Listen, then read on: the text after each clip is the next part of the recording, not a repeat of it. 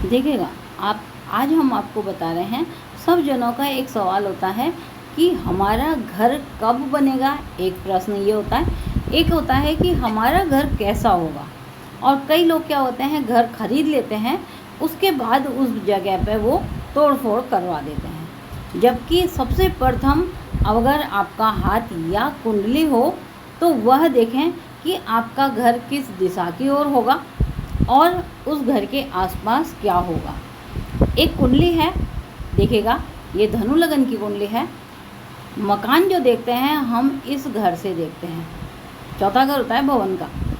यहाँ का मालिक अगर देखें तो कहाँ बैठा और किसके साथ बैठा, तो ये देखें कि यहाँ का मालिक है गुरु, जो उच्च के मंगल के साथ बैठा हुआ है, उच्च के मंगल के साथ। अब ये हम खुद हैं, ये हमारा घर है।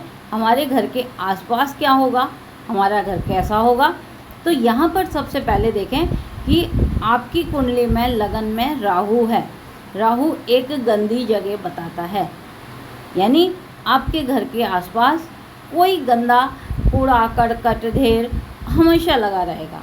दूसरी चीज़ बता रहा है कि घर के आसपास क्या होगा। तो ये अगर हम देखें तो ये एक जनरल सामान्य सा कहा जाता है कि पूर्व दिशा यह है, ईशान ये है, आग्नेय ये है।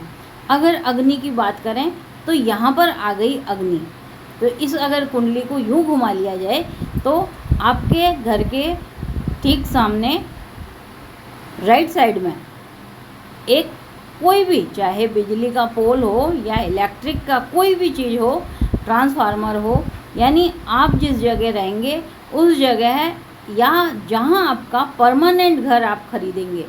एक होता है किराए में, हो सकता है कि किराए में भी वो आपको बार बार उसी जगह ले जाए जहां पर कि बिजली स्थापित है, लेकिन जहां आप खरीदेंगे उस घर के आगे एक बिजली का पोल या ट्रांसफार्मर ज़रूर होगा। तो उस जगह आपको तोड़फोड़ करने की ज़रूरत नहीं है उस ट्रांसफार्मर से। लोग कहते हैं कि सामने ट्रांसफार्मर है, इसकी नेगेटिव एनर्जी आपके पास आई है। तो ये कैसे हो सकता है कि जब आपकी कुंडली में ही वो योग दे रखा है कि आपका घर में यहाँ मंगल उच्च का होगा। अब साथ में क्या दे रखा है, गुरु भी होगा। तो गुरु क्या देता है, देवालय, मंदिर। अगर फिर यहाँ देखें परिहार अपने आप हो जाता है, तोड़फोड़ की ज़रूरत नहीं पड़ती है। केवल आपको ये देखना पड़ता है कि उस व्यक्ति की कुंडली में उस घर के लिए ऐसा ही योग बन रहा था या नहीं, फिर उसका परिहार होता है या नहीं। तो अगर एक साइड आपके ट्रांसफार्मर है और दूसरी साइड में आपके कोई मंदिर आ गया तो 100% आपकी समस्या का समाधान हो जाएगा।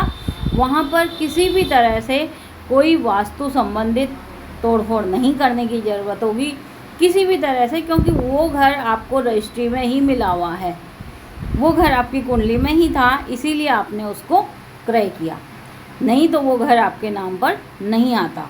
इसलिए बहुत ज़्यादा जो भ्रम पाल लिए आजकल लोगों ने कि जहाँ जाते हैं वहाँ आपके घर के आसपास एक बिजली खंभा है, यहाँ से नेगेटिव एनर्जी आ रही है, कोई दीवार बंद है। पहले ये देख लें कि क्या वास्तव में उस व्यक्ति की कुंडली में ऐसे ही घर के योग प्राप्त हैं या नहीं है।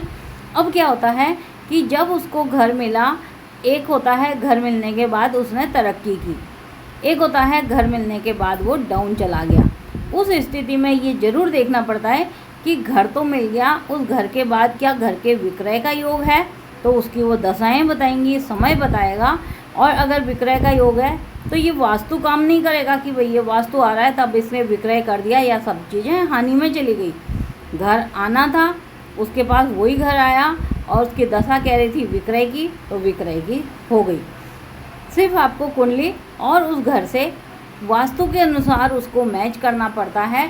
अगर वो परफेक्ट है, आपकी कुंडली में एक योग है, ट्रांसफार्मर है, आप वहाँ तरक्की करेंगे, दशा अच्छी चल रही है, आप वहाँ तरक्की करेंगे। और अगर तरक्की करने के योग नहीं आ रहे हैं तो ये घर कहीं भी वास्तु को ख़राब नहीं कर रहा, ये भी आप ध्यान रख लेना। तो जब भी आप वास्तु के बड़ा तोड़फोड़ कराएं, उससे पहले जिसके घर में के नाम से वह रजिस्ट्री हुई है या जिसके घर को ये ट्रांसफ़र हुआ है, कई बार क्या होता है पैतृक संपत्ति भी ट्रांसफ़र होकर के आ जाती हैं, तो जो वहाँ का मुखिया है जिसके नाम पर वो मकान है एक बार उसकी कुंडली या उसके हाथ को ज़रूर देख लेना चाहिए, उसके बाद आपको इसमें बड़े परिवर्तन करने चाहिए।